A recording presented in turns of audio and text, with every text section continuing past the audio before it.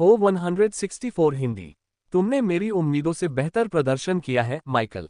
जब हम उनके कार्यालय में लौटे तो शिक्षिका ने कहा, लेकिन अब से रास्ता और भी कठिन हो जाएगा। तुम्हें अपनी विरासत को निखारना जारी रखना होगा और उसे बेहतर बनाना होगा, तभी तुम शिखर तक पहुंच पाओगे। उन्होंने गंभीरता से कहा। मैं समझता हूं, गुरुजी, मैंने कहा। मैं वास्तव में समझ गया कि रास्ता कितना कठिन होने वाला है। अगर मैं आगे बढ़ना चाहता हूं तो मुझे हर पल अपनी विरासत को बेहतर बनाना होगा। तुम युद्ध क्षेत्र के लिए कब आवेदन करोगे? शिक्षक ने पूछा। शाम तक। मैंने कहा, मैंने तुम्हारी उपचार शक्ति देखी है और अपने अधिकार से तुम्हें एक पेशा दिया है, इसलिए उसी पदनाम से आवेदन करना याद रखना। शिक्षक ने सलाह दी। मैं पदनाम के आधार पर नहीं जाना चाहता, लेकिन अब जब उन्होंने प्राधिकार द्वारा मेरे पदनाम को सत्यापित कर लिया है, तो भले ही मैंने पदनाम के आधार पर आवेदन किया हो, वे अब भी उसी पदनाम के आधार पर मेरे आवेदन पर कार्रवाई करेंगे। अच्छा, जब तक तुम युद्ध के मैदान के लिए नहीं निकल जाते, तब तक हमारी पढ़ाई जारी रहेगी। शिक्षिका ने मुझे कुछ निर्देश दिए और इससे पहले कि मैं उनके कार्यालय से निकल पाती, कुछ मिनट बाद मैं अपने झील वाले घर पर पहुंच गया और सबसे पहला काम जो मैंने किया वह था सोना। मैं सीधे अपने कमरे में गया और सो गया। शाम का समय था जब मैं उठा। सबसे पहले मैंने कुछ संसाधन लिए और क्रॉस लेग करके बैठ गया। पिछले 6 महीनों में मैंने कई चीजों में प्रगति की है और यहां तक कि सिर्फ 2 महीनों में भगवान के चरण की समझ भी हासिल कर ली है। अगर मैं चाहता तो उस समय लॉर्ड स्टेज के मध्य स्तर को पार कर सकता था, लेकिन मैंने इंतजार किया। मैं तब तक इंतजार करना चाहता था जब तक कि मैं अपनी विरासत में पहला कदम न उठा लूं, और अब मैंने ऐसा किया। अब ऐसा करने का समय आ गया है। भनभनाना। जैसे ही मैंने सफलता की शुरुआत की, एक जोरदार भनभनाहट गूंजी। मेरा शरीर और विरासत का केंद्र एक भंवर बन गया और मेरे चारों ओर फैले संसाधनों से ऊर्जा को चूसना शुरू कर दिया और सांसारिक ऊर्जा का एक छोटा बादल बन गया। मेरे शरीर और आत्मा ने ऊर्जा को अपने में मिला लिया। उसी समय मेरे इनहेरिटेंस कोर ने सबसे ज्यादा ऊर्जा इनहेरिटेंस रूनों में स्थानांतरित कर दी जो मेरे शरीर में फैल गए थे, और उन रूनों ने लालच से उस ऊर्जा को चूसना शुरू कर दिया जो इनहेरिटेंस कोर ने उनकी ओर भेजी थी, जबकि मेरे शरीर और आत्मा द्वारा अपने लिए ली जा रही ऊर्जा को भी वे खा रहे थे। 15 मिनट तक ये सफलता बनी रही, उसके बाद सब कुछ शांत हो गया। अब मैं औपचारिक रूप से लॉर्ड स्टेज के मध्य स्तर में प्रवेश कर चुका था। मुझमें अभी भी इतनी समझ है कि मैं भगवान चरण के उच्च स्तर तक पहुंच जाऊंगा, लेकिन मैं अभी इसके माध्यम से सफलता हासिल नहीं करना चाहता था। मैं अपनी विरासत में कुछ बदलाव करने के बाद ये सफलता प्राप्त करूंगा। इस तरह मैं इससे अधिकतम लाभ उठाऊंगा। सफलता छोटी थी, लेकिन इससे मुझे जो लाभ हुआ वह काफी आश्चर्यजनक था। इसे देखकर मेरे चेहरे पर मुस्कान आ गई। सफलताएं मिलने के बाद मैंने पिरामिड का पेज खोला और आवेदन भरना शुरू किया। आम लोग अपने गिल्ड के जरिए आवेदन करते हैं, लेकिन चूंकि मैं किसी गिल्ड का सदस्य नहीं हूं, इसलिए मैं सिर्फ उनके जरिए ही आवेदन कर सका। इसलिए मैं केवल पिरामिड के माध्यम से ही आवेदन कर सकता था, जो दुनिया भर के सभी एडवेंचरस पैराडाइज को नियंत्रित करता है। फॉर्म भरना बहुत थकाऊ था और आखिरकार मैं उस हिस्से पर पहुंच गया जहां मुझे पदनाम या पेशा भरना था, जैसा कि वे इसे मध्य महाद्वीप कहते थे। 5 प्रोफेसर हैं, लेकिन 2 महत्वपूर्ण हैं, एक फाइटर है और दूसरा हीलर, और इन दोनों के कई उपपेशे भी हैं।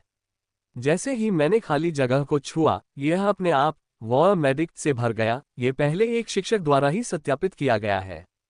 freewebnovel.com। सभी तानाशाहों के पास सत्यापन का अधिकार नहीं होता, केवल उन लोगों के पास ही यह अधिकार होता है जो अपने क्षेत्र में सर्वश्रेष्ठ होते हैं, जैसे कि गुरु, और अपने अधिकार के जरिए उन्होंने मुझे वारमेडिक के रूप में सत्यापित किया। मैं उसका लड़ाकू या सामान्य उपचारक बदल सकता हूं, लेकिन इससे कुछ खास नहीं बदलेगा। असाधारण युद्ध शक्ति और उपचार शक्तियों वाले वारमेडिक्स की कमी को देखते हुए पिरामिड मुझे निश्चित रूप से वारमेडिक नियुक्त करेगा, इसलिए मैंने पहले से भरे गए अपने पेशे की पुष्टि की और फॉर्म जमा कर दिया।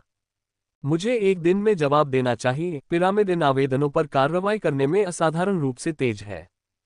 फॉर्म भरने के बाद मैं नहाने के लिए चली गई, जो मैंने आज नहीं लिया था, और फिर खाना बनाने के लिए रसोई में चली गई। मुझे बहुत भूख लगी है और आज मैं कुछ अच्छा बनाने की योजना बना रहा हूं। इसलिए मैंने बिना समय बर्बाद किए काम शुरू कर दिया। 1 घंटे बाद मेरे और एशलिन के सामने एक छोटी सी दावत रखी गई, जिसे भूखे भेड़ियों की तरह खाने लगे। खाना खाने के बाद मैं बरामदे में गया और चांदनी रात में आधे घंटे तक बैठा रहा। मैंने आंखें बंद की और देखा कि मेरा इनहेरिटेंस स्कोर कितना बदल गया है। वह अभी भी मोती के आसपास है, लेकिन अब उस पर एक अजीब सा फ्रैक्टल डायग्राम बना हुआ है। मैंने सोचा था कि इस पर रून दिखाई देंगे, लेकिन इसमें पूरी तरह से अजीब फ्रैक्टल हैं। एकमात्र चीज जो मुझे विरासत में मिली है वह यह है कि यह भी उसी शेड के 7 रंगों से बना है जो मेरे संविधान के 7 तत्वों का प्रतिनिधित्व करते हैं। मैंने अपने विरासत वाले अंतरिक्ष में जाने से पहले कुछ सेकंड के लिए उन फ्रैक्टल्स को देखा, जो थोड़ा बदल गया। अंतरिक्ष बड़ा हो गया और उसे देखकर मेरे चेहरे पर मुस्कान आ गई। अंतरिक्ष पूरी तरह से विभिन्न मानवरूपी रूनिक शैलों से भरा हुआ है, और मैं उन्हें नष्ट नहीं करना चाहता क्योंकि उनमें से प्रत्येक में एक अलग विचार है। हो सकता है कि मैं अभी उनका उपयोग न करूं या कुछ सीमित कारकों का उपयोग करूं, लेकिन भविष्य में मुझे उनकी आवश्यकता हो सकती है। इसलिए एक विशाल स्थान के साथ मेरे पास काम करने के लिए अधिक स्थान हो सकता है। हॉल के बीच में वही 5 मीटर लंबा रूनिक ह्यूमनॉइड है जिसे मैंने अपने टेम्पलेट के तौर पर चुना था। उसमें भी बदलाव हुआ था, उसके सिर के ऊपर एक सुनहरा छल्ला है जो उसे अलग बनाता है। मैंने पूरे हॉल को देखा, उसके बाद मैंने बजाना शुरू किया। मैंने तब तक काम किया जब तक मेरी होलोवॉच में कंपन नहीं हुआ और वास्तविक दुनिया में मेरी आंखें नहीं खुल गईं। अस्पताल के लिए रवाना होने से पहले मैंने समय देखते हुए कहा, मुझे मन को परिष्कृत करना है। मुझे अस्पताल में एक शिक्षक ने नौकरी दी है, मुझे हर दिन 2 घंटे की 2 शिफ्ट भरनी होती है। मेरी रात्रि पाली 1.5 घंटे बाद है, इसलिए बेहतर होगा कि मैं मरीजों को ठीक करने के लिए कुछ मैना को परिष्कृत करूं।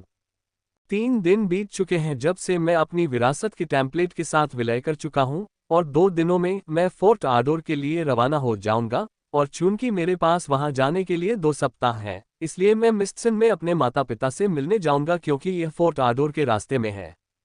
मैं अभी अभी अस्पताल से लौटा हूं और अब अपने मन को निखार रहा हूं। नियमित उपचार से मैं उपचार में और भी निपुण हो गया हूं, लेकिन अस्पताल और अकादमी में मेरी बदनामी आसमान छू रही है। मेरे एक मित्र ने मुझे बताया कि लोग मुझे अकादमी का सबसे बड़ा सैडिस्ट कहने लगे हैं, जो लोगों को प्रताड़ित करके आनंद प्राप्त करता है। फिर भी मेरी प्रतिष्ठा लोगों को दिन में 2 बार अस्पताल आने से नहीं रोक पाए। लोगों ने 1 घंटे की पीड़ा की भी परवाह नहीं की, क्योंकि वे उस अभिशाप से छुटकारा पा सकते थे जो उन्हें मार सकता था। हर दिन मैं लगभग 50 लोगों का उपचार करता था, वे सभी ड्यूक स्तर के थे। शिक्षक ने मुझे ड्यूक पर सबसे अधिक ध्यान केंद्रित करने के लिए कहा था क्योंकि फोर्ट आर्डन में मैं उन्हीं का उपचार करूंगा। वर्तमान में मैं 3 दिनों के अभ्यास के साथ मैना को परिष्कृत कर रहा हूं। मेरी शोधन गति पहले से ही बहुत बढ़ गई है, इसलिए अब मैं 1 घंटे के भीतर अपने मैना भंडारण का 45% भर सकता हूं। दस्तक दस्तक। मैं अभी रिफाइन कर ही रहा था कि दरवाजे पर दस्तक सुनाई दी। दस्तक सुनकर मैंने आंखें नहीं खोली और रिफाइन करता रहा, और जिस व्यक्ति ने भी दस्तक दी थी वह इतना समझदार था कि उसने दोबारा दस्तक नहीं दी। मैंने तब तक शोधन जारी रखा जब तक कि अंततः मेरा मैना भंडार पूरा भर नहीं गया। मैंने अपनी आंखें खोली और सोफे पर बैठ गया ये देखने के लिए कि किसने दस्तक दी है, क्योंकि मैं अभी भी उनकी उपस्थिति महसूस कर सकता था। मैंने सामने के दरवाजे की ओर देखा तो वहां 3 लोग इंतजार कर रहे थे। उन्हें देखकर मेरी आंखें इतनी चौड़ी हो गईं कि कुछ सेकंड तक मैंने कोई प्रतिक्रिया नहीं की।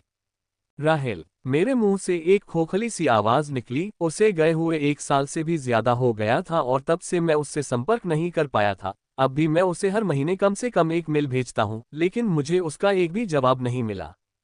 मेरी निगाहें महसूस करते हुए उसने मेरी ओर देखा और हमारी नजरें मिली। जब उसने मेरी ओर देखा तो उसकी आंखों में एक जटिल भाव था, लेकिन कुछ ही सेकंड बाद वे शांत हो गईं और उसकी आंखें पानी की तरह शांत हो गईं। वह अकेली नहीं आई है, उसके बगल में उसकी बहन सारा और पूर्व प्रेमी सैमुअल भी हैं, जिन्हें मैंने पीटा था। मैंने अपनी भावनाओं को शांत किया और सोफे से उठकर दरवाजे की ओर चल दिया। क्लिक करें। ये तो बहुत आश्चर्य की बात है, मैंने सपाट स्वर में कहा और दरवाजा खोलकर उन्हें अंदर बुलाया। मेरे शब्द सुनकर रेचल के चेहरे पर अपराध बोध की एक झलक उभरी, लेकिन जैसे ही वह उभरी थी वह तुरंत गायब हो गई। हमारे संगठन के सदस्यों ने आपको जो नुकसान पहुंचाया है उसके लिए हम क्षमा मांगने आए हैं, सारा ने कहा। उसका व्यवहार पहले जैसा ही था, उसमें पहले जैसा अहंकार अब भी कम नहीं हुआ था, बल्कि वह और बढ़ गया था। नुकसान पहुंचाने का मतलब है मुझे हर मौके पर मारने की कोशिश करना, यहां तक कि मुझे अंतरिक्ष सागर में फेंक देना। मैंने बिना किसी सीमा के संकेत के शुष्क रूप से उत्तर दिया, जो मेरे अंदर एक सक्रिय ज्वालामुखी की तरह उबल रहा था। सारा के चेहरे पर एक पल के लिए शर्म का भाव आया और फिर वह निराश हो गई। ये सब उच्च अधिकारियों की अनुमति के बिना किया गया था, यह उन दोनों ने अपनी मर्जी से किया था और उन्हें इसके लिए दंडित किया गया है, सारा ने पत्थर के चेहरे के साथ उत्तर दिया। मुझे यकीन है कि 3 महीने की कैद और 1 साल तक संसाधन अकादमी पर प्रतिबंध बड़ी सजा होगी। मैंने फिर से शुष्क उत्तर दिया, लेकिन इस बार मेरे अंदर दबा हुआ उग्र क्रोध आखिरकार मेरी आवाज के माध्यम से बाहर आ गया था। शिक्षक ने मुझे बताया था कि मिस्टसन के दबाव में स्काई सेबर डिजाइन ने उन लोगों को सजा दी जिन्होंने मुझे मारने की कोशिश की। 3 महीने पहले जब शिक्षक ने मुझे बताया था कि उन्हें क्या सजा मिली थी, तो मैं लगभग सीमा से बाहर निकल गया था।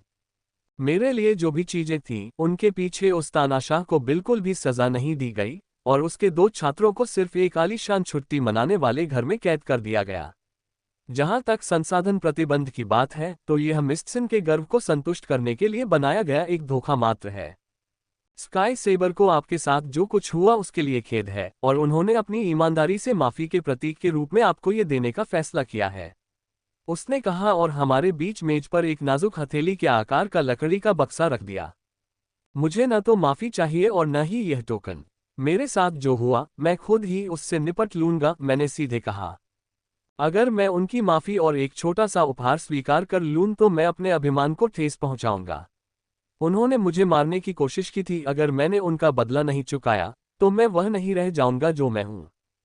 हालांकि मैं अभी कमजोर हूं और स्काई सेबर जैसी शक्तिशाली ताकत का कुछ नहीं कर सकता, लेकिन एक दिन ऐसा आएगा जब स्काई सेबर मेरे नाम से काम उठेगा। माइकल, ये लो, संस्था ने एक बड़ी रियायत दी है।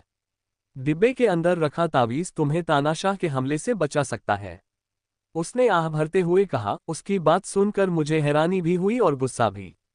आश्चर्य की बात यह है कि तावीज बनाना बहुत मुश्किल है और इसे केवल कुछ शीर्ष तानाशाह ही बना सकते हैं। तो वह सही है, मुझे ये तावीज देना स्काई सेबर की ओर से एक बड़ी रियायत है और यही बात मुझे गुस्सा दिलाती है, उसका ये कहना कि मुझे इसे ले लेना चाहिए। मैंने सोचा कि हमारे साथ बिताए समय के कारण वह मुझे जानती थी, मेरा स्वभाव जानती थी, लेकिन जब उसने मुझसे ताबीज लेने और माफी स्वीकार करने को कहा तो ऐसा लगा कि वह मेरे स्वभाव को भूल गई थी।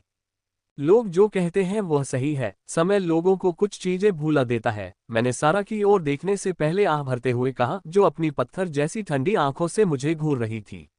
अपने संगठन को बताए कि मुझे उनकी माफी या उनके गहने की जरूरत नहीं है, मैंने उससे कहा। सब चुप हो गए, सारा और सैमुअल बिना कुछ बोले बस मुझे घूरते रहे। सन्नाटा असहज था, लेकिन किसी के पास बात करने के लिए कुछ नहीं था। माइकल, क्या मैं आपसे अकेले में बात कर सकती हूँ? रेचल ने अंततः कहा। ठीक है, मैंने एक पल सोचने के बाद कहा और फिर अपने बेडरूम की ओर चल दिया। रेचल भी मेरे पीछे पीछे चल रही थी। जल्द ही हम दोनों मेरे कमरे में अकेले थे, चुपचाप एक दूसरे को घूर रहे थे, बिना कुछ कहे। तो हमारे बीच सब कुछ खत्म हो गया है ना? मैंने कहा और उसने थोड़ी झिझक के बाद सिर हिला दिया। जब मैंने उसे दरवाजे के पास देखा तो मुझे लगा कि ऐसा हो सकता है और मुझे इस बात का बहुत दुख हुआ, लेकिन ये सच है। यह एक निर्विवाद तथ्य है कि पिछले 1 साल में हम एक दूसरे से दूर हो गए हैं। मैं अभी भी उससे प्यार करता हूं, लेकिन उसके लिए मेरी भावनाएं उतनी तीव्र नहीं हैं जितनी 1 साल पहले थीं। मैं देख सकता था कि उसके साथ भी ऐसा ही हुआ था। हालांकि यह हमारे ब्रेकअप का एकमात्र कारण नहीं है, जो कि संगठनों में हमारे विकल्पों और उसके संगठन द्वारा मेरे साथ किए गए व्यवहार के कारण अपरिहार्य था, फिर भी मुख्य कारण हमारे बीच बढ़ती दूरी थी। freewebnovel.com। आप जानते हैं, आपको कम से कम कुछ संपर्क बनाए रखना चाहिए था। ऐसा नहीं है कि वे आपको प्रतिबंधित कर रहे थे, संगठन में एकीकृत होने के बाद भी नहीं, मैंने कहा। मैं जानती हूँ, मुझे लगा कि जितना कम तुम्हारा मुझसे संपर्क रहेगा, तुम उतने ही कुछ लोगों से सुरक्षित रहोगे, लेकिन लगता है मैं गलत थी, उसने कहा और एक क्षण के लिए उसकी आंखें सख्त हो गईं। मुझे पता है कि आप ये बात दोबारा नहीं कहना चाहेंगे, लेकिन आपको एक ताबीज ले लेना चाहिए, यह एक अनमोल जीवन रक्षक वस्तु है, उसने कहा। इस पर मैंने बस उसकी ओर देखा और उसके चेहरे पर एक सौम्य मुस्कान आने से पहले उसने निराशा में आह भरी। एपेक्स हीलिंग इनहेरिटेंस पाने पर बधाई, आप कई संगठनों में चर्चा का विषय बन गए हैं, उसने कहा। इस पर मैं बस मुस्कुराया। मेरे रूनिक कवच के विपरीत, लोग मेरी इनहेरिटेंस की वास्तविकता को नहीं देख सकते थे।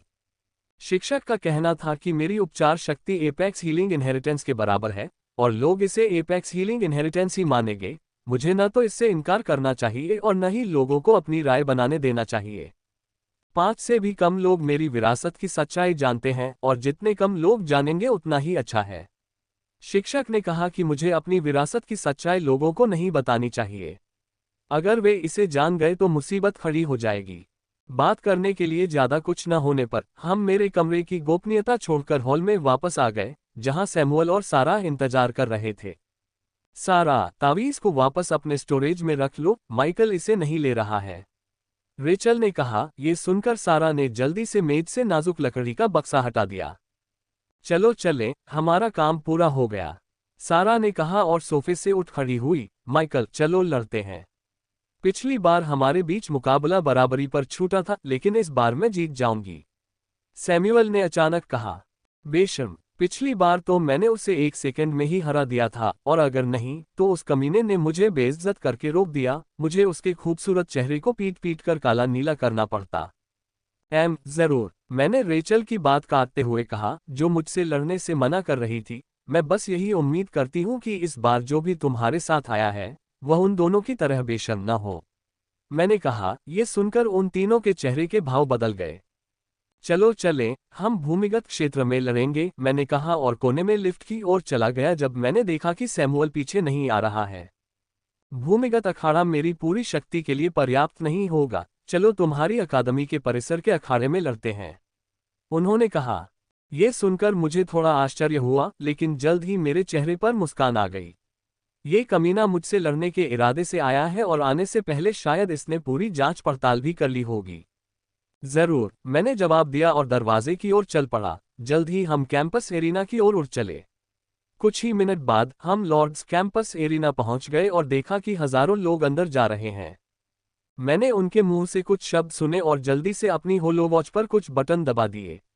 मैंने सोचा, इस कमीने ने योजना बनाई थी। इस कमीने ने तो पूछे बिना ही हमारी लड़ाई का विज्ञापन कर दिया। उसने यह विज्ञापन तब पोस्ट किया था जब मैं अपने कमरे में रेचल से बात कर रहा था। उनके शब्दों में, उन्होंने स्काई सेबर से सर्वोच्च विरासत के धारक को पोस्ट किया और मुझसे, हेडमिस्ट्रेस छात्रा से लड़ेंगे।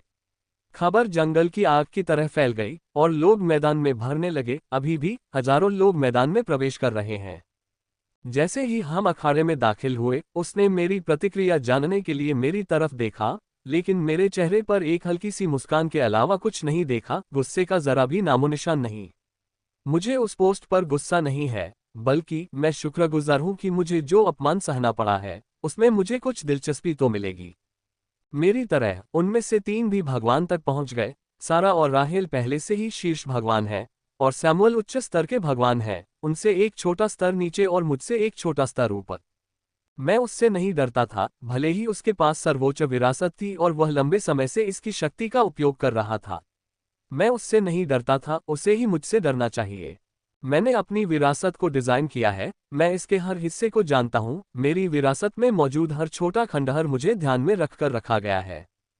चूंकि मैंने इनहेरिटेंस को डिजाइन किया है, इसलिए मैं इसकी हर शक्ति का उपयोग कर सकता हूं, और मुझे यकीन है कि मेरा कवच मुझे जो ताकत दे सकता है वह एपेक्स इनहेरिटेंस द्वारा दी गई ताकत से कम नहीं है। ये लड़ाई मेरे लिए अपनी ताकत को मापने का एक बेहतरीन मौका होगा, जो मुझे अब तक नहीं मिला है। टीचर के साथ मेरी लड़ाई मायने नहीं रखती। वह तानाशाह स्तर की ताकतवर है, अगर वह भगवान स्तर की ताकत का इस्तेमाल भी करती तो भी वह मुझे आसानी से हरा सकती थी।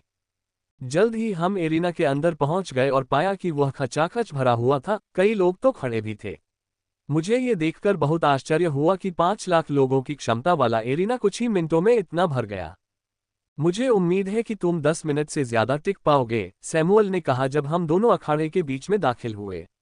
मेरी चिंता मत करो, तुम शुरू से ही अपनी पूरी ताकत लगाओ, नहीं तो तुम एक ही हमले में हार जाओगे। फिर से मैंने चुटकी ली, जिससे वह बहुत नाराज हो गया। ये सामग्री freeweeknovel.com से ली गई है, रीना ने बिना किसी प्रतिबद्धता के कहा। ये छोटा सा लड़का एक योजना लेकर आया है, या फिर तुमने ही योजना बनाई है? उसने अपने बगल में बैठे लड़के पर एक नजर डाली। वह शायद 30 के आसपास का लग रहा है, लेकिन उसकी उम्र लगभग 200 साल है। स्काई सेबर के ये कायर कमीने हमेशा अपनी पीढ़ी के अन्य लोगों की तुलना में अधिक समय तक जीवित रहते हैं। उनकी पीढ़ियों के आधे लोग पहले ही ग्रिम राक्षसों के खिलाफ लगातार लड़ाई के कारण मिट्टी में दफन हो चुके हैं। जॉर्डन ने मुस्कुराते हुए कहा, प्रधानाध्यापिका, हम युवा पीढ़ी के व्यवसाय में कभी हस्तक्षेप नहीं करते, जब तक कि इससे संगठन पर कोई प्रभाव न पड़े। स्नोर, मैंने स्नोरते हुए कहा, क्या बकवास है, ये लोग बहुत शोर मचाते हैं, ये किसी भी चीज में अपनी उंगली चुभो सकते हैं। बधाई हो प्रधानाध्यापिका, ऐसे अद्भुत छात्र को पाने के लिए सर्वोच्च उपचार विरासत काफी दुर्लभ है, जॉर्डन ने कहा। हालांकि उसके चेहरे पर मुस्कान थी, उसकी आंखों में ईर्ष्या की स्पष्ट झलक देखी जा सकती थी। हाँ, मैं सच में भाग्यशाली हूं कि मुझे माइकल मेरा छात्र मिला, मैंने सच्ची मुस्कान के साथ कहा। माइकल में पूरी विरासत बनाने की सच्ची क्षमता थी। उसने उन लोगों के नोट्स पढ़े थे जिन्होंने क्रिएशन हॉट इनहेरिटेंस को स्वीकार किया था, और वे माइकल द्वारा पहले चरण में डिजाइन की गई चीजों की तुलना में कुछ भी नहीं थे। उन्होंने महारानी के नोट्स भी पढ़े थे, जिन्हें केवल कुछ चुनिंदा लोगों के पास ही पढ़ने की सुविधा है, तथा उन्होंने अपने प्रथम चरण की तुलना माइकल के डिजाइन से की थी, तथा पाया था कि माइकल के डिजाइन की तुलना में महारानी का डिजाइन उनके बराबर है, तथा उसमें सुधार के लिए अधिक लचीलापन है। वह ये देखकर काफी हैरान हुई पर काफी खुश भी हुई। अगर अकादमी एक और साल्वेशन बनाती है तो यह अपने शानदार दौर में वापस आ सकती है, ठीक उसी तरह जैसे ट्विंस टॉस के समय में हुआ था। आपकी किस्मत भी खराब नहीं है, एक साथ शीर्ष विरासत के 5 मेजबान प्राप्त करना। यदि हॉथॉर्न सागर को वह नहीं मिलता जिसे एबिसल विरासत मिली, तो आप लोग सबसे भाग्यशाली होते, मैंने कहा। यह सुनकर उस घृणित साथी के चेहरे पर उबकाई भरी मुस्कान उभरी। तो आपको क्या लगता है कि हेडमिस्ट्रेस कौन जीतेगा? जॉर्डन ने मेरी ओर मुड़ते हुए पूछा। माइकल, निश्चित रूप से, मैंने बिना किसी हिचकिचाहट के कहा। जॉर्डन मेरे आत्मविश्वास भरे उत्तर से काफी आश्चर्यचकित हुआ, लेकिन जल्द ही उसका आश्चर्यचकित चेहरा एक डरावनी मुस्कान में बदल गया। हेडमिस्ट्रेस, आप भूल गईं कि सैमुअल के पास एक सर्वोच्च विरासत है जो पहले कभी दुनिया में नहीं आई थी। उसने एक डरावनी मुस्कान के साथ कहा और आगे की ओर देखा क्योंकि लड़ाई शुरू होने वाली थी। सैमुअल ने अपनी विरासत को सक्रिय किया और उसके शरीर पर एक सुंदर सफेद वस्त्र दिखाई दिया। ये सफेद वस्त्र कोई सामान्य वस्त्र नहीं है, बल्कि एक युद्ध वस्त्र है। किसी के शरीर के महत्वपूर्ण अंगों को ढकने वाला सुंदर सफेद कवच हो सकता है। जैसे ही कवच प्रकट हुआ, उसका हथियार भी प्रकट हुआ। यह एक सफेद रंग की कृपाण है जो उसके कवच की तरह ही सुंदर है। वह एक पवित्र प्राणी की तरह लग रहा था जो मृत्यु को बचाने आया था। इन 5 लोगों को जो विरासत मिली है वह देवदूत विरासत है। प्रत्येक देवदूत एक डोमेन से जुड़ा हुआ है। राहेल क्लेश बिजली देवदूत है जो बिजली के साथ संरेखित है, जबकि सैमुअल नर्क का देवदूत है जो मृत्यु की ओर संरेखित है, जो उसके रूप को देखकर काफी काव्यात्मक लगता है, जो शुद्ध सफेद है। बहुत से लोग इस रंग को नर्क और मृत्यु के साथ संरेखित नहीं करते हैं। उसे अपनी विरासत को बुलाते देख मैंने भी अपनी विरासत को बुलाया, और जल्द ही मेरे शरीर पर चांदी का कवच दिखाई दिया और मेरे हाथ में मेरी महान तलवार। ये देखकर सैमुअल की आंखें आश्चर्य से चमक उठी। मैंने अभी तक अपना बैटल आर्मर लोगों के सामने नहीं दिखाया है। मैंने जो दिखाया है वह हीलिंग आर्मर है, जो हरे काले रंग का है। इसलिए यह स्वाभाविक है कि वह चांदी के कवच को देखकर आश्चर्यचकित हो। क्या हम शुरू करें? मैंने पूछा। उसने सिर हिलाया और अविश्वसनीय गति से तुरंत मेरी ओर आया। उसके पीछे पंखों की एक धुंधली सी आकृति दिखाई दी और उसकी गति फिर से बढ़ गई। Free web novel CM। ये देखकर मैं खुद को रोक नहीं पाया और मेरे चेहरे पर मुस्कान आ गई और मैं उसकी ओर बढ़ गया। मैंने अपने पिछले रूनिक कवच से स्पीड मूव्स लिए हैं और उसमें बहुत सुधार किया है। बस साधारण सक्रियण के साथ मैं सैमुअल के सामने आया और अपनी तलवार घुमाई। वह आश्चर्यचकित लग रहा था, लेकिन उसने तुरंत प्रतिक्रिया की और हमला कर दिया। उसकी तलवार घनी सफेद लपटों से ढकी हुई थी। मेरी आंखें उसकी तलवार पर सफेद लपटों को देखने के लिए सिकुड़ी हुई थीं। उसका ये कदम इतना खतरनाक था कि औसत दर्जे का शिखर भी इन लपटों से जलकर मर गया। झनकार, राख जैसी मौत, उसने बुदबुदाया जैसे ही हमारे हथियार टकराए, और जैसे ही उसने कहा, आग मानो जीवंत हो गई और मेरी तलवार पर नाचने और घूमने लगी। मैं ये देखकर आश्चर्यचकित हुए बिना नहीं रह सका कि आग ने मेरे हाथ को छूने से पहले मेरी तलवार को ढक लिया और एक ही बार में मेरे पूरे शरीर में फैल गई। हौंफना, दर्शकों की सांसें थम सी गईं जब उन्होंने देखा कि मेरा पूरा शरीर बेहद खतरनाक सफेद लपटों से ढका हुआ है। ये बहुत तेजी से हुआ। एक पल हमारे हथियार आपस में टकराए और अगले ही पल मैं पूरी तरह से जानलेवा सफेद लपटों में घिर गया। हाँ, माइकल, मेरी लपटें कैसी हैं? ये लपट angelic hell fire of death attribute है। ये तुम्हारे शरीर और आत्मा के हर हिस्से में घुस जाएगी और अंदर से जल जाएगी। सैमुअल ने खुशी से कहा। अपनी हार स्वीकार करो, अब तुम मुझसे मुकाबला नहीं कर सकते। उसने हंसते हुए कहा। वह मुझे आग में घिरा देखकर बहुत खुश लग रहा था। सोच रहा था कि मैं पहले ही हार चुका हूं। दुर्भाग्य से वह सपना देख रहा था। मुझे इन लपटों में कुछ भी विशेष नहीं लगा। मेरे लिए ये किसी भी अन्य लपटों की तरह ही है, मैंने सुस्ती से कहा, और अगले ही पल छाती पर लगे बहुरंगी पंख आग में चमक उठे और एक अविश्वसनीय दृश्य घटित हो गया। विंग्स प्रतीक ने तेजी से आग को अपने अंदर खींचना शुरू कर दिया और 2 सेकंड के भीतर सारी आग विंग्स प्रतीक के अंदर खींच ली गई और वे सामान्य स्थिति में आ गए। मैं अपने कवच के हर हिस्से में आग लगा सकता था, लेकिन मैं शो बनाना चाहता था, इसलिए मैंने केवल पंखों के माध्यम से ही आग लगाई। मेरे चारों ओर भाव देखकर ये बहुत अच्छी तरह से इसके लायक है। मैं सैमुअल के हैरान चेहरे को देख सकता था, उसकी मुस्कान जमी हुई थी। न केवल वह हैरान था बल्कि वे दर्शक भी हैरान थे जिन्होंने आग की आभा को महसूस किया था और जानते थे कि यह कितनी खतरनाक है। यहाँ तक कि रेचेल और सारा के चेहरे पर भी आश्चर्य के भाव थे। वे जानती थीं कि आग कितनी खतरनाक होती है, लेकिन मैंने बिना किसी समस्या के उसका सामना किया। यदि आप मुझे घायल करना चाहते हैं तो आपको कुछ और करना होगा, मुझे पीटना तो दूर की बात है, मैंने कहा और हमला कर दिया। जैसे ही मैंने हमला किया, मेरी तलवार की धार पर एक जलती हुई लाल रेखा दिखाई दी और तलवार से भारीपन भी निकलने लगा। सैमुअल्स की आंखें चौड़ी हो गईं, लेकिन उसने तुरंत प्रतिक्रिया की और जवाबी हमले के रूप में अपनी तलवार को इतनी तेजी से घुमाया कि वह मेरी तलवार के बराबर ही तेज थी। झनकार, कदम कदम, हमारे हथियार आपस में टकराए जिससे बहुत तेज आवाज हुई और सैमुअल को एक कदम पीछे हटना पड़ा। इससे वह चौंक गया और फिर उसके चेहरे पर गुस्सा उभर आया। अच्छा, तुम उतनी ही शक्तिशाली हो जितना मैंने सोचा था, उसने कहा, और अगले ही पल मुझे लगा कि उसमें से एक तीव्र आभा निकल रही है। नरक के पंख कटते हैं, वह चिल्लाया, और अगले ही पल पंख उसके पीछे प्रकट हो गए। पहले के पंखों के विपरीत ये पंख अत्यंत स्पष्ट हैं, जैसे कि वे असली हों। जैसे ही वे प्रकट हुए, उन्होंने पंख फड़फड़ाए और उनमें से सैकड़ों, लगभग 1000 पंख निकल पड़े। सुप सुप सुप, पंख बहुत तेजी से मेरी ओर आए। ये पंख छोटी उंगलियां हैं लेकिन बहुत तेज और शक्तिशाली हैं। इनमें से प्रत्येक पंख में एक पीक लॉर्ड को मारने की शक्ति है। सर्वोच्च विरासत उस शक्ति को कम नहीं आंक सकती थी जिसका उपयोग कोई तुलना से परे कर सकता है। शक्तिशाली लॉर्ड्स और ड्यूक्स और उनके चेहरों पर भय था जब उन्होंने कवच को देखा। मुझे इस हमले के खिलाफ कुछ करना होगा, नहीं तो मैं इस शक्तिशाली हमले के सामने झुक जाऊंगा।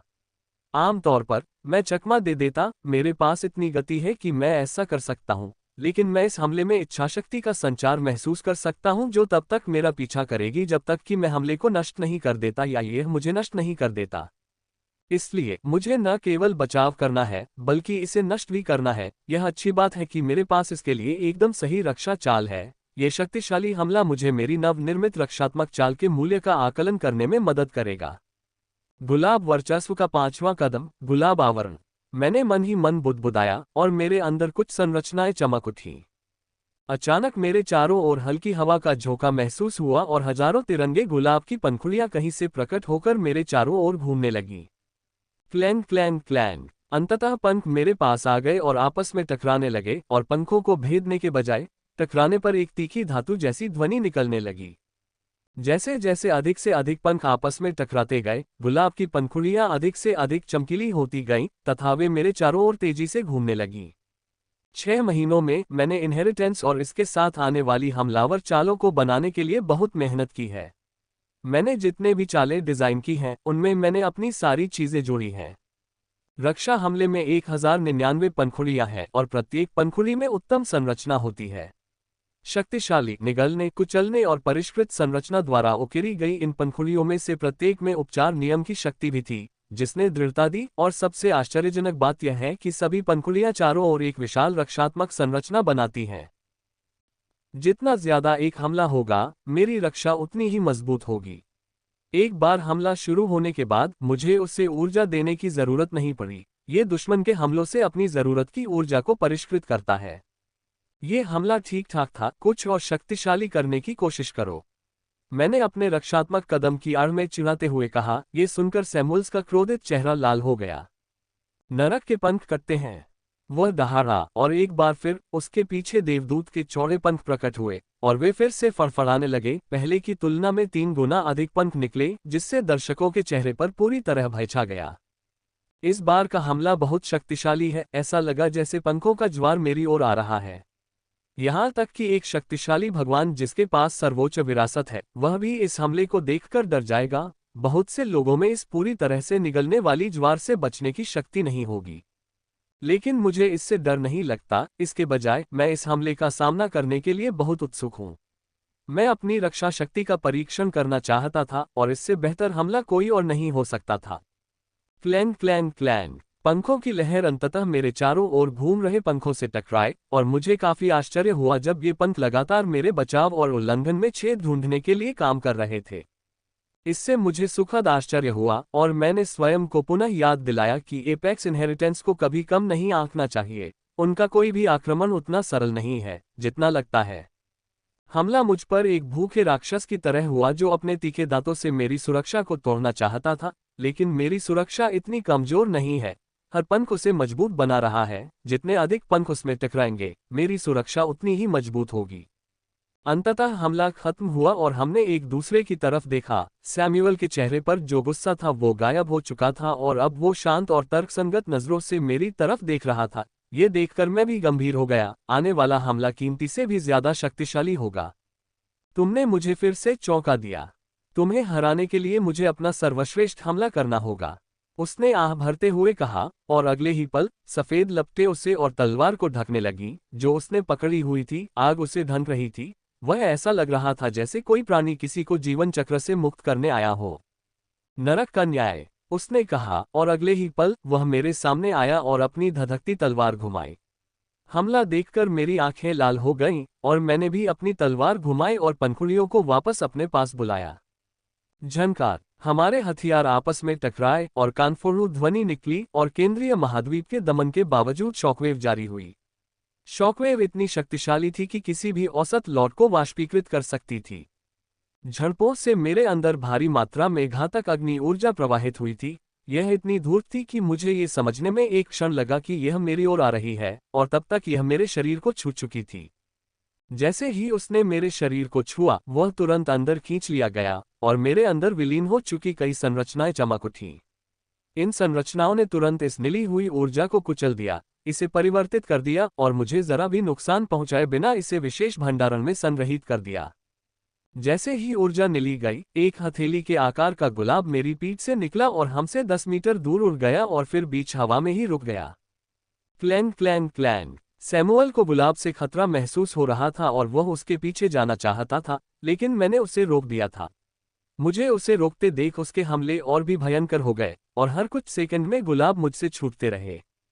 सैमुअल ने पूछा, ये गुलाब तुम्हारे शरीर से क्यों निकल रहे हैं? उसने मुझ पर एक और शक्तिशाली घातक प्रहार किया। ये बहुत शक्तिशाली है और मुझे हमले का भार उठाने के लिए कई संरचनाओं को सक्रिय करना पड़ा।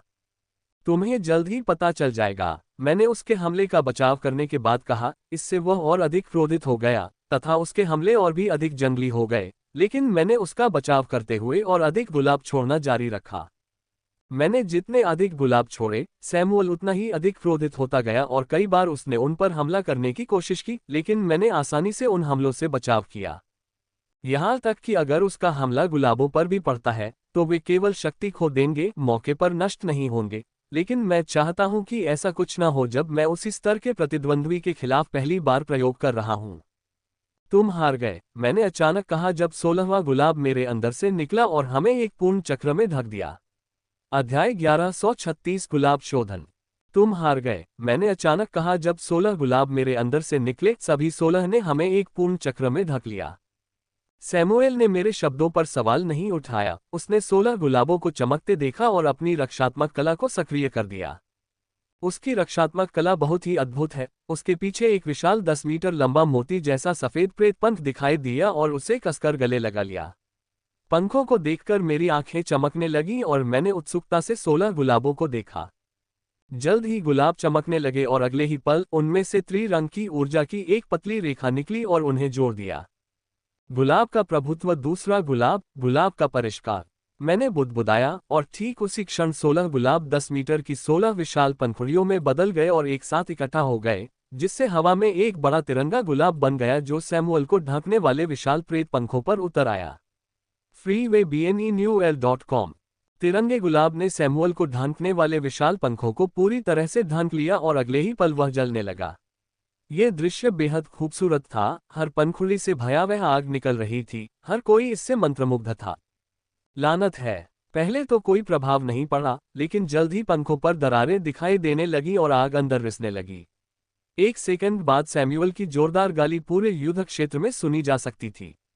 मैं देख सकता था कि सैमुअल जलते हुए गुलाब के खिलाफ कैसे संघर्ष कर रहा है कि उसने अपने चारों ओर एक और रक्षात्मक तरीका इस्तेमाल किया था और अब गुलाब से बचने की कोशिश कर रहा है, लेकिन मैं हमले को इतना आसान कैसे बना सकता हूं? इस हमले में रूनिक जंजीरें और मानसिक मोहक संरचनाएं शामिल हैं। गुलाबों से बाहर निकलना बहुत मुश्किल है। गुलाब से पहले भी उसका बचना मुश्किल होता, एक बार गुलाबों का समूह प्रकट हो जाने के बाद बचना बेहद मुश्किल है। बचने का एकमात्र तरीका पूरी संरचना को पूरी ताकत से तोड़ना है, लेकिन यह उसके लिए बहुत मुश्किल होगा।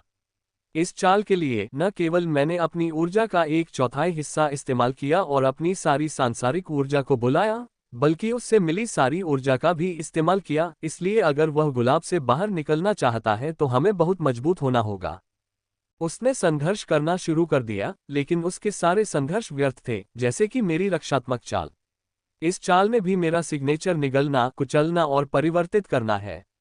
इसलिए जब भी वह बाहर निकलने की कोशिश करेगा, हमला और भी मजबूत हो जाएगा और उससे छुटकारा पाने का एकमात्र तरीका है अत्यधिक बल का उपयोग करना। भाड़ में जाओ, भाड़ में जाओ। 1 मिनट तक सैमुअल अपने रक्षात्मक द्वंद्व उपाय की मदद से संघर्ष करता रहा, लेकिन जल्द ही भस्म करने वाली लपटें उसके दूसरे रक्षात्मक उपाय को तोड़ गईं, और जैसे ही आग ने उस पर हमला करना शुरू किया, वह जोर से गालियां देने लगा। भाड़ में जाओ, मैं हार गया माइकल, इसे बंद करो। सैमुअल ने आधे मिनट तक संघर्ष करने के बाद कहा। मैं कुछ सेकंड और यातना देना चाहता था, लेकिन यह अकादमी के लिए बुरा होगा। इसलिए मैंने अपनी चाल वापस बुलाई, पंखुड़ियां फिर से अलग हो गईं और मेरे अंदर वापस आने से पहले गुलाब में बदल गईं। जब आप पहले से ज्यादा ऊर्जा के साथ इसे वापस प्राप्त करते हैं तो हमले को भंग करने की कोई जरूरत नहीं है। मेरे हमलों में कितनी ऊर्जा खर्च होती है, ये देखते हुए मुझे युद्ध में लंबे समय तक टिके रहने के लिए कुछ ऐसा करना होगा। अन्यथा कुछ हमलों में ही मेरा मान पूरी तरह खत्म हो जाएगा। इसके लिए एक समाधान है, लेकिन इसके लिए मुझे इंतजार करना होगा, क्योंकि मुझे नहीं लगता कि मैं टॉवर की दूसरी मंजिल तक पहुंच सकता हूं और बड़ा मैना भंडारण प्राप्त कर सकता हूं। जयकार, जयकार, जयकार। युद्ध समाप्त होते ही एक जोरदार जयकार गूंज उठी और सैमुअल की आकृति प्रकट हुई जब उसने अपने रक्षात्मक कदम वापस ले लिए। उसके वस्त्र और उस पर जलने के निशान देखे जा सकते थे। उसने युद्ध से पहले काटे गए एक सुंदर रूप को एक दयनीय रूप में बदल दिया था। वह हमला क्या था? उसने गुस्से से पूछा और अपनी चोट ठीक होने के बाद अपनी विरासत को वापस ले लिया। रोज रिफाइनमेंट, क्या तुम्हें ये पसंद आया?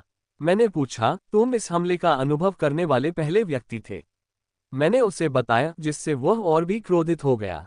तकनीकी रूप से यह शिक्षक ही है जिसने सबसे पहले हमले का अनुभव किया, लेकिन उसकी गिनती नहीं की गई। वह एक अत्याचारी है, लेकिन वह भी निर्माण प्रक्रिया में शामिल है। हंफ। वह गुस्से से बड़बड़ाया और राहेल और सारा की ओर चला गया, जिनके पास एक और अज्ञात व्यक्ति था। वह संभवतः तानाशाह की ताकत है जो उन्हें यहां लेकर आया है। प्रधानाध्यापिका, आपकी अकादमी कभी निराश नहीं करती। हर पीढ़ी में हमेशा एक रत्न होता है। 30 के दशक के मध्य में उस व्यक्ति ने शिक्षिका से कहा और मेरी ओर गौर से देखा। मुझे उसकी नज़र पसंद नहीं आई, लेकिन मैं इसके बारे में कुछ नहीं कर सकता था। वह अपनी योग्यता का इस्तेमाल नहीं कर रहा था। अगर वह करता तो शिक्षक कुछ कहते। इसलिए मैं इसे सहन करते हुए उनकी ओर चला गया। अच्छा, संघर्ष करो छोटे लड़के। मुझे नहीं लगता था कि तुम्हारे पास दोहरी विशेषता विरासत होगी। कितनी ईर्ष्या है, आदमी ने शिक्षक की ओर मुड़ने से पहले कहा। आपको एक अच्छा छात्र मिला है, प्रधानाध्यापिका। उसने शिक्षक से कहा। यदि तुम्हें अपने इन युवा विद्यार्थियों से इतनी ईर्ष्या है तो तुम मेरे बारे में क्यों बकवास कर रहे हो? अध्यापक ने झल्लाकर कहा। ये सुनकर उसकी मुस्कान हर्षहीन हो गई। उच्च अधिकारियों ने उन्हें पहले ही अपना छात्र चुन लिया है। मेरे जैसे प्रारंभिक स्तर के तानाशाह को ऐसे छात्र कैसे मिल सकते हैं? उन्होंने कहा, और शिक्षिका ने बिना किसी प्रतिबद्धता के सिर हिलाया क्योंकि वह पूरी तरह से इससे सहमत थी। ठीक है हेडमिस्ट्रेस, अब मैं अलविदा कहता हूँ। अगर मैं आपके अस्पताल में आ गया तो कृपया मेरा ख्याल रखना, उसने कहा और अपनी आंखें बंद कर ली जैसे कि वह किसी चीज पर ध्यान केंद्रित कर रहा हो। अलविदा माइकल, राहेल ने कहा जब उसने अपनी आंखों में जटिल भावनाएं दिखाते हुए हाथ हिलाया, जबकि उसकी बहन की आंखों में अजीब भावनाएं थीं, जिन्हें मैं पहचान नहीं सका। जबकि सैमुअल, वह गुस्से में था। जब हम मिलेंगे तब मैं तुम्हें हरा दूंगा, उसके शब्दों ने उसे बीच में ही रोक दिया क्योंकि वृद्ध व्यक्ति की ऊर्जा ने मुझे घेर लिया था और वे सभी अखाड़े से गायब हो गए। अकादमी से है और यह मेरी ओर से है, शिक्षिका ने मुझे 2 नाजुक क्रिस्टल बॉक्स देते हुए कहा। मैंने बॉक्स को अपने हाथों में लिया और उन्हें खोला और पाया कि उनमें 2 तावीज़ हैं। काला वाला एक रक्षात्मक तावीज़ है जो तानाशाह के हमले से आपकी रक्षा करने में सक्षम है, जबकि नीला वाला तावीज़ों से बच रहा है। यह आपको उस सुरक्षित स्थान पर पहुंचा देगा जो उस पर अंकित है, शिक्षक ने कहा। यह बहुत ज्यादा है गुरु, मैंने कहा, इन चीजों का मूल्य बहुत ज्यादा है। यहां तक कि सम्राट पावरहाउस को भी सुप्रीम में कुछ नहीं मिला, अकादमी द्वारा दिया गया तो और भी कम, जिसकी तुलना सुप्रीम से नहीं की जा सकती।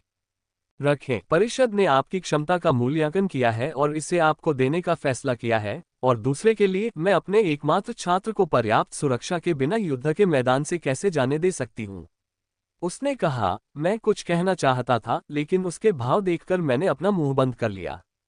शुक्रिया टीचर, मैंने आखिरकार कहा।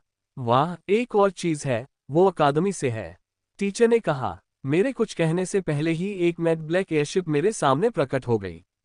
जोसेफीन ने तुम्हें जो दिया है वह थोड़ा धीमा है और उसमें वे कई जरूरी चीजें नहीं हैं जिनकी तुम्हें अपनी यात्रा में जरूरत पड़ेगी, उसने कहा। इस बार मैंने बिना किसी हिचकिचाहट के उसे स्वीकार कर लिया।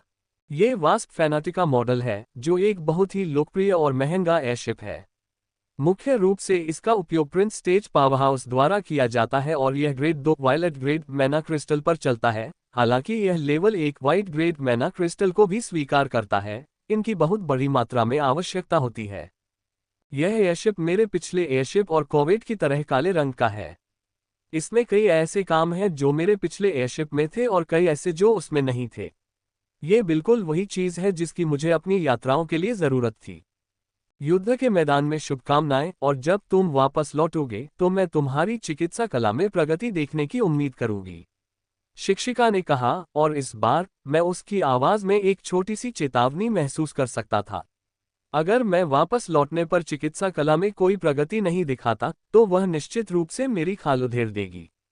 इस बार मैं एलिना को बहुत कोसना चाहता हूँ। टीचर को अपनी बेटी से बहुत बड़ी उम्मीदें थी कि वह भी उनके जैसे ही रास्ते पर चले, लेकिन एलिना में हीलिंग की कोई प्रतिभा नहीं थी, न ही उसे यह पसंद था। तो जब शिक्षिका को आखिरकार एक उपयुक्त छात्र मिला, उसने अपनी सारी उम्मीदें और आकांक्षाएं मुझ पर डाल दी थीं। यह अच्छी बात है कि अब तक मैं उसके असंभव मानक के अनुसार प्रदर्शन करने में सक्षम था। जिस दिन मैं पीछे रह गया, मेरी यातनाएं शुरू हो जाएंगी। अलविदा शिक्षक, मैंने उससे कहा। अलविदा मेरे छात्र, उसने धीमी आवाज में कहा। मैंने अंततः हवाई जहाज के अंदर जाने से पहले एक पल के लिए उसकी ओर देखा। मुझे अकादमी में प्रवेश लिए हुए लगभग 7 महीने हो चुके थे और इन 7 महीनों में मैंने इसकी सीमा से बाहर कदम नहीं रखा था। मैंने कमांड खोला और विकल्प चुना। जैसे ही मैंने ऐसा किया, एयरशिप में एक हल्का कंपन फैल गया और वह ऊपर की ओर उड़ने लगा। खिड़की से मैं अभी भी छत पर शिक्षक को देख सकता था और मेरी ओर देख रहा था। मैंने उसे हाथ हिलाया और उसने भी मुझे हाथ हिलाया। एक सेकंड बाद हवाई जहाज आसमान में उड़ गया और काफी ऊंचाई पर पहुंच गया। मैं अकादमी के सिलहूट को देखता रहता हूं, इससे पहले कि वह पूरी तरह से गायब हो जाए। इस नए एयरशिप के साथ मुझे मिस्टसन तक पहुंचने में 4 दिन लगेंगे और मेरे पास 4 दिनों के लिए बहुत सारा काम है। इस विचार के साथ मैंने अपनी सीट को झुकाने और अपनी आंखें बंद करने से पहले कुछ तैयारियां की और अगले ही पल मैं अपने इनहेरिटेंस स्पेस में दिखाई दिया। मुझे अपनी विरासत पर बहुत काम करना है। अस्पताल में मेरी शिफ्ट और शिक्षक के साथ मेरे अभ्यास और सैमुअल के साथ लड़ाई ने मुझे बहुत प्रेरणा दी है जिसकी मुझे आवश्यकता थी, और साथ ही मुझे मेरे हमलों से संबंधित कुछ समस्याओं से भी अवगत कराया है। जैसे ही मैं उनकी कुर्सी पर बैठा और सिर के ऊपर एक सुनहरी अंगूठी वाले मानवरूपी प्राणी पर कुछ बार थपथपाया, अगले ही पल उस मानवरूपी प्राणी से जटिल संरचना के 5 ब्लॉक निकले और मेरे सामने तैरने लगे। ये संरचनाएं मेरे द्वारा बनाए गए रोज डोमिनेशन सेट का हिस्सा थीं। मेरी विरासत में 2 सेट हैं, पहला जिसे पुराना सेट कहा जाता है, जो पूरी तरह से मेरे पुराने रूनिक कवच से लिया गया है, जिसमें इसकी चालें हैं, यह मुख्य रूप से शारीरिक चालों से संबंधित है। दूसरा भाग है रोज डोमिनेशन, जिसे मैंने इम्प्रिंटेड विद इनहेरिटेंस के बाद बनाया था। ये 7 पुस्तकों को पढ़ने से प्राप्त ज्ञान से बनाया गया है। मुझे इस सेट पर गर्व है। रोज डोमिनेशन में 5 चालें हैं, 2 आक्रामक चालें हैं, 2 उपचार चालें हैं और 1 रक्षा चाल है। मैं 2 चालों में से एक और जोड़ने की योजना बना रहा हूं, लेकिन वर्तमान में मेरे पास उस विचार के साथ आगे बढ़ने के लिए बहुत अधिक प्रेरणा नहीं है। मैंने एक संरचना आरेख पर टैप किया और विस्तार किया। अब मैं पूरी फिल्म के पूरे रन देख सकता था। मुझे कुछ प्रेरणा मिली है और मैं ये देखने की योजना बना रहा हूं कि क्या वे काम करेंगे। मैं रोज डोमिनेशन की तीसरी चाल पर काम कर रहा हूं, रोज वाइन। मैं शार्प निष्कर्षण को तेज बनाना चाहता हूं और ऊर्जा व्यय को कम करना चाहता हूं। मेरे पास शार्प निष्कर्षण को तेज करने के लिए कुछ विचार है और ऊर्जा खपत के लिए मैंने कुछ अनावश्यक तत्वों को हटा दिया है और सांसारिक ऊर्जा निर्माण पर शोध किया है। इसमें जितनी अधिक सांसारिक ऊर्जा लगेगी, उतनी ही कम विरासत ऊर्जा मुझे इस कदम में लगानी पड़ेगी। फ्र ए वेब एट ओवल CM। समय बीतता गया और मैं लगातार सुधार करता रहा और इस तरह इनहेरिटेंस स्पेस में एक पूरा दिन बीत गया जब मैं आखिरकार एक छोटा सा अनुकूलन करने में सक्षम हो गया। इसे कई बार जांचने के बाद मैंने इसे वापस कवच में रखा और इसे कई बार टैप किया। अगले ही पल मैंने विरासत में मिली जगह को बाहर फेंक दिया और मेरे शरीर में तीव्र दर्द हुआ।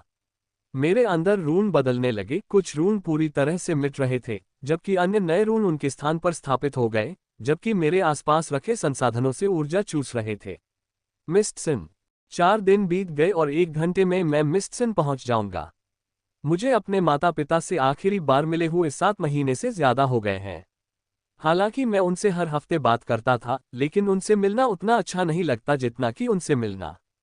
ब्रेकअप का दर्द आज भी मेरे दिल में ताज़ा है। जब से रेचल मुझे छोड़कर गई है, मैं काम में डूबी हुई हूं, अपने लिए एक पल भी नहीं निकाल पा रही। मुझे उम्मीद है कि परिवार के साथ बिताया गया समय ब्रेकअप के दर्द को थोड़ा कम कर देगा। ये 4 दिन बहुत ही फलदायी रहे हैं। मैं अपनी चालों से कई छोटी छोटी समस्याओं को हल करने में सक्षम रहा और उनके प्रदर्शन को बेहतर बनाने के लिए कुछ छोटी छोटी चीजें भी जोड़ पाया। प्रगति छोटी थी लेकिन संतोषजनक थी। कुछ घंटे बीते और मैं अविश्वसनीय नज़ारों से रूबरू हुआ। मैंने सैकड़ों ऊंचे बर्फीले पहाड़ देखे जो हजारों मीटर ऊंचे थे, और फिर वहां बनी हुई खूबसूरत इमारतें। कुछ पहाड़ तो पहाड़ से ही उकेरे गए हैं। मैंने सर्वोच्च की भव्यता के बारे में सुना है, लेकिन कभी नहीं सोचा था कि वे इतने भव्य होंगे। भव्यता विस्मयकारी है और पहाड़ पर प्रत्येक और हर इमारत कला का एक टुकड़ा लग रही थी। इसका आकार भी बहुत बड़ा है, हालांकि दूरी के कारण मैं ठीक से अंदाजा नहीं लगा सकता। मैं कह सकता हूं कि यह अकादमी से कम 10 गुना बड़ा है और इसे देखकर मुझे पहली बार ईश्वर की महिमा का एहसास हुआ और पता चला कि अकादमी उसके सामने कुछ भी नहीं है। समय बीतता गया और आखिरकार हवाई जहाज नीचे उतरने लगा। विदेशी हवाई जहाज़ों को संगठन के परिसर में सीधे प्रवेश की अनुमति नहीं है, खासकर उन जहाज़ों को जो आधिकारिक काम से न आ रहे हो या जिनका संचालन किसी शक्तिशाली व्यक्ति द्वारा न किया जा रहा हो। फिर भी मैं परिसर के सबसे नज़दीकी हवाई पट्टी के पास उतरने में सफल रहा, जबकि अन्य हवाई जहाज़ों को कुछ समय पहले ही उतरना पड़ा था। जल्द ही हवाई जहाज उतरा और मैं उससे बाहर निकल आया, और जब मैंने बादलों को चीरते हुए पहाड़ों को देखा और महसूस किया कि वे कितने ऊंचे हैं, तो मैं आश्चर्यचकित हुए बिना नहीं रह सका। जब मैंने एयरशिप को अपने स्टोरेज में रखा, तो सबसे पहली चीज जो मैंने देखी वह थी एक विशाल दीवार। एयरशिप से ये दीवार बड़ी नहीं लग रही थी, लेकिन जब मैंने इसे देखा तो मुझे ये बहुत बड़ी लगी। मैंने अपनी होलो वॉच पर कुछ बटन टैप किए और पता चला कि ये दीवार 1200 मीटर ऊंची है। 1200 मीटर लंबी दीवार, ये दीवार इतनी लंबी है। मैं कुछ किलोमीटर दूर विशाल गेट की ओर चलने से पहले पूरे मिनट तक उस बड़ी दीवार को देखता रहा। गेट से हजारों लोग आते जाते रहते हैं, लेकिन गेट पर भीड़ नहीं लगती। चचेरे भाई, मैंने दूर से एक परिचित सी आवाज सुनी। पहले तो मैंने सोचा कि यह किसी के लिए है, क्योंकि मैंने नहीं सोचा था कि मेरे चचेरे भाई, जिनसे मैंने कुछ ही बातें की थी, मुझे लेने के लिए गेट पर आएंगे। लेकिन इस बार मैं गलत था, क्योंकि जब मैंने दूसरी बार कजिन सुना तो मैंने देखा कि जोआना मेरी ओर उड़ती हुई आ रही थी, और मुझे देखकर उसके चेहरे पर खुशी भरी मुस्कान थी, जिससे मैं भ्रमित हो गया। पिछली बार जब हम मिले थे तो हमने मुश्किल से कुछ ही बातें की थी। ऐसा लग रहा था कि वे मुझसे बात करने के लिए बहुत ज्यादा बेताब थे, खासकर उसके भाई से। इसलिए जब मैंने उसे उत्साह से अपनी ओर आते देखा तो मैं हैरान रह गया। माइकल, तुम्हें फिर से देखकर अच्छा लगा, उसने मुस्कुराते हुए कहा जब वह मेरे सामने उतरी। हालांकि उसकी मुस्कान खुशनुमा और उज्ज्वल लग रही थी, लेकिन मैं उसमें छिपी हुई असहजता देख सकता था। जोआना, मुझे उम्मीद नहीं थी कि तुम मुझे लेने आओगे, या ये संयोग है? मैंने सीधे पूछा, उसका मुझे लेने आना बहुत दूर की बात लग रही थी। मेरा सवाल सुनकर उसके चेहरे पर एक अजीब, दोषी मुस्कान आ गई। जब हम पहली बार मिले थे तब हम गलत रास्ते पर थे, उसने अजीब तरह से कहा, फिर उसके चेहरे पर थोड़ी दूरी आ गई। हम भाई बहनों के लिए बड़ा होना मुश्किल था। आंटी अन्ना का विकास असाधारण था। वह न केवल मिस्टिन के इतिहास में 25 वर्ष की आयु से पहले टाइरेंट तक पहुंचने वाले कुछ लोगों में से एक थी, बल्कि असाधारण रूप से शक्तिशाली भी थी कि जब वह टाइरेंट बनी तो वह कुछ पीक टाइरेंट से फिर से लड़ने में सक्षम थी। उन्होंने कहा कि जब उन्होंने ये कहा तो वह इससे बहुत खुश नहीं दिखी। 25 साल पहले युद्ध में उसके पराक्रम ने पूरी दुनिया को चौंका दिया था। उसने पूरी सेना के खिलाफ लड़ाई लड़ी थी और यहाँ तक कि उसने सर्वोच्च तानाशाह शापमास्टर को भी मार डाला था। उसने उसी भाव से कहा जबकि मैं ये सुनकर हैरान था। माँ ने मुझे कुछ अलग ही बताया था। माँ ने कुछ अलग तरीके से बताया था, जैसे 25 साल की उम्र से पहले ही तानाशाह बन जाना।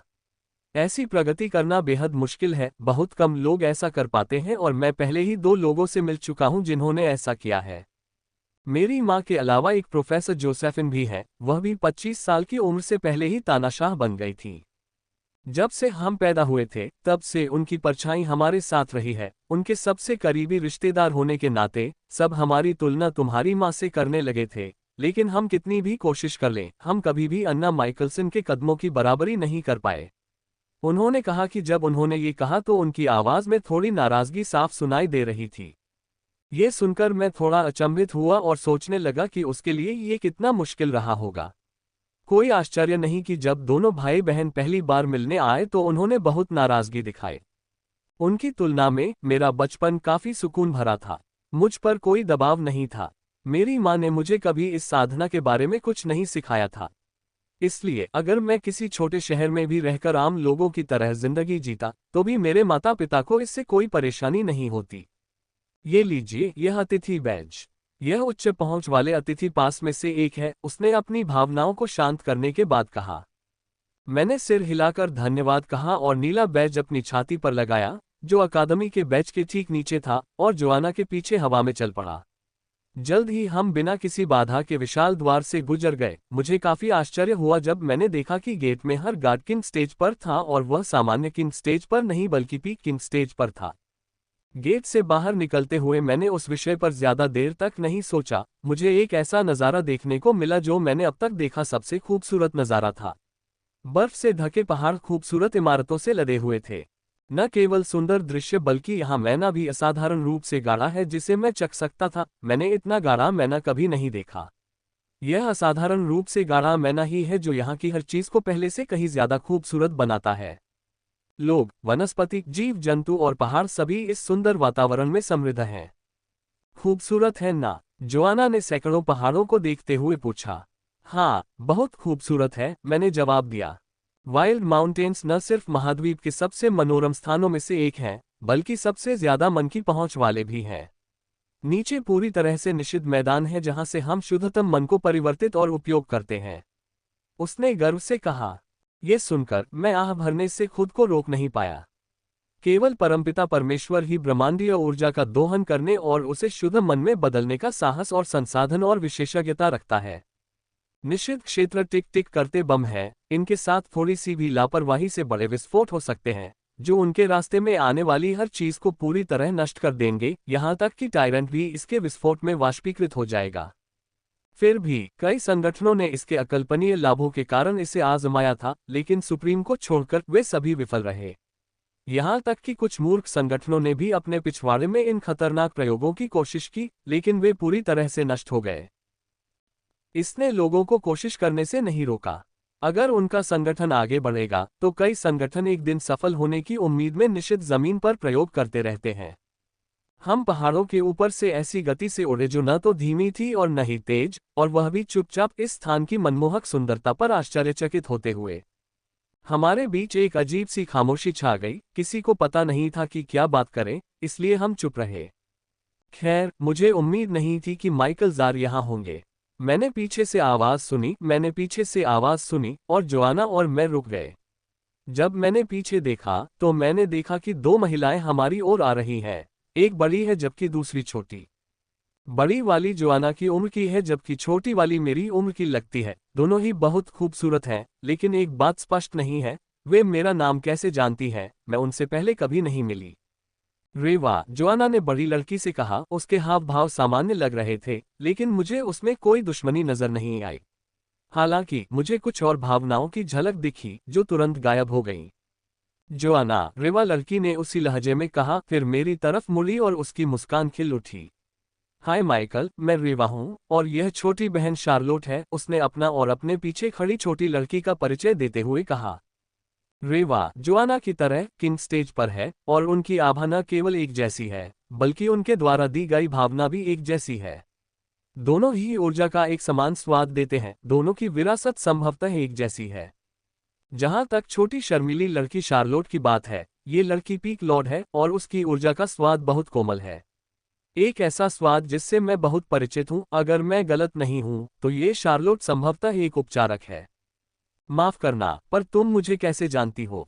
मैंने सीधे पूछा। तुम्हें जल्द ही पता चल जाएगा, अपनी बहन के साथ जाने से पहले उसने मुस्कुराते हुए कहा।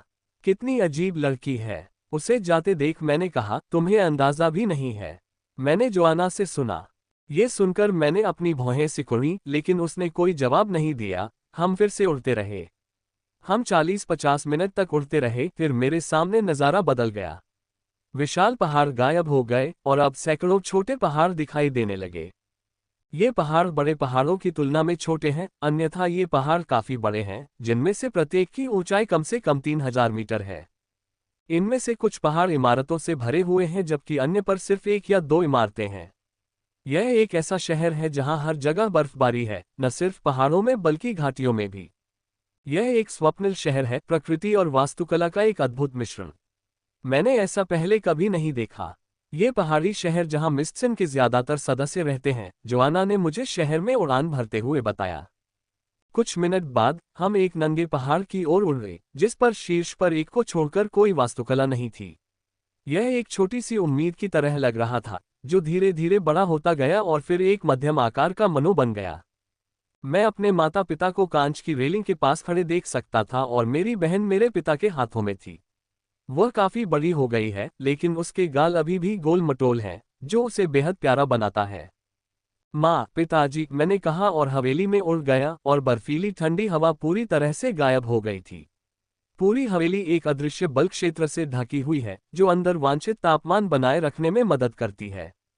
पहाड़ की चोटी पर बहुत ठंड है, सामान्य लोग तो तुरंत ही जम जाएंगे, जबकि शूरवीरों को इतनी अधिक ठंड लगेगी कि वे अधिक समय तक ऐसे तापमान में नहीं रह पाएंगे।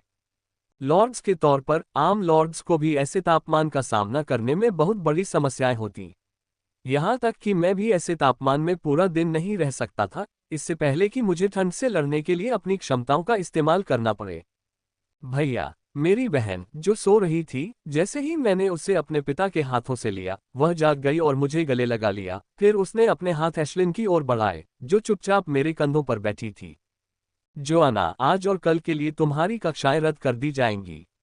मेरी माँ ने अचानक कहा। ठीक है आंटी अन्ना, उसने कहा और उड़ गई।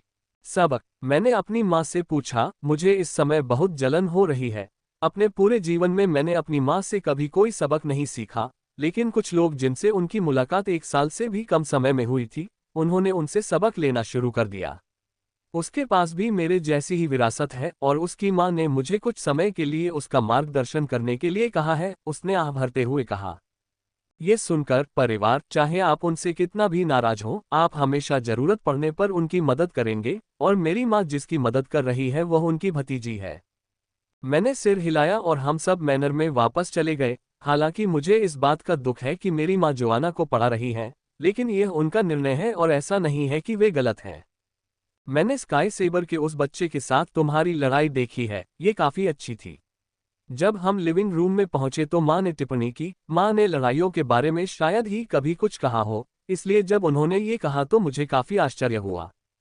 हाँ, यह एक अच्छी लड़ाई थी, मैंने मुस्कुराते हुए कहा, हालांकि मैंने उस लड़ाई में अपनी सभी चालें नहीं चली, मैंने अपनी दो शक्तिशाली चालें चलाई थीं, जो अकेले ये बताने के लिए पर्याप्त थीं कि सैमुअल कितना कठिन प्रतिद्वंद्वी था।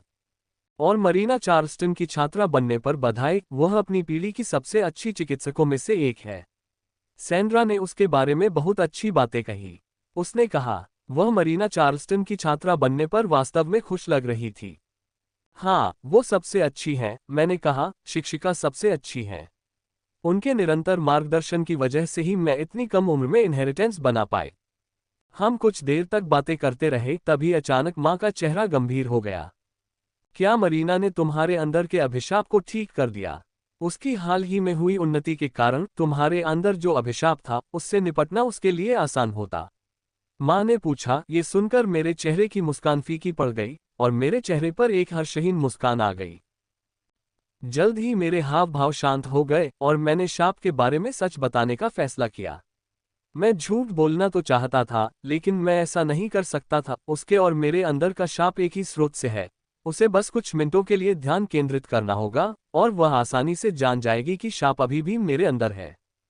यह संवेदनशील हो गया था, मैंने आखिरकार कहा। मेरी माँ के चेहरे पर यह भाव शांत हो गया, उसके चेहरे पर भय की झलक दिखाई दी। वह स्पष्ट रूप से अभिशाप की भयावहता को समझती है, क्योंकि मैंने इसे उससे प्राप्त किया है और अब यह संवेदनशील हो गया है। चिंता मत करो माँ, अभिशाप पर पहले से ही 2 मुहरें लगी हुई हैं और मेरी विरासत अभिशाप के प्रति बहुत प्रतिरोधी है, और जैसे जैसे मैं स्तर ऊपर करूंगा, इसका प्रतिरोध बढ़ता जाएगा। तो मेरे पास कम से कम 1 दशक का समय है, इससे पहले कि वह अभिशाप मेरे खिलाफ कुछ कर सके, मैंने कहा, और उसके भय से भरे चेहरे के भाव अंततः शांत हो गए। मुझे नहीं पता था कि इसे चेतना प्राप्त होगी, इसे तुम्हारे जन्म के तुरंत बाद ही सील कर दिया गया था और 1 दशक से अधिक समय तक ये सील मजबूत रही। माँ ने धीरे से कहा। इस प्रश्न का उत्तर तो शिक्षक को भी नहीं पता था। निर्जीव प्राणियों के लिए चेतनत्व प्राप्त करना अत्यंत लगभग असंभव है। क्या वह निर्जीव प्राणी चेतनत्व प्राप्त करने से पहले सभी सही परिस्थितियों से गुजरता है? तुम्हारी विरासत में दोहरी विशेषताएं हैं, है ना? माँ ने कुछ देर बाद पूछा, जिस पर मैंने सिर हिलाया। तुम बहुत भाग्यशाली हो, उन्होंने कहा, और उनके उदास चेहरे पर मुस्कान लौट आए। मैं अपनी माँ से अपनी विरासत के बारे में झूठ नहीं बोलना चाहता था, लेकिन मेरे पास कोई विकल्प नहीं था। अगर मैंने उन्हें सच बताया तो उन्हें मेरी बहुत चिंता होगी। इसलिए ये बेहतर है कि उसे मेरी विरासत के बारे में सच्चाई नहीं पता थी, और मैंने जो कहा वह गलत नहीं था।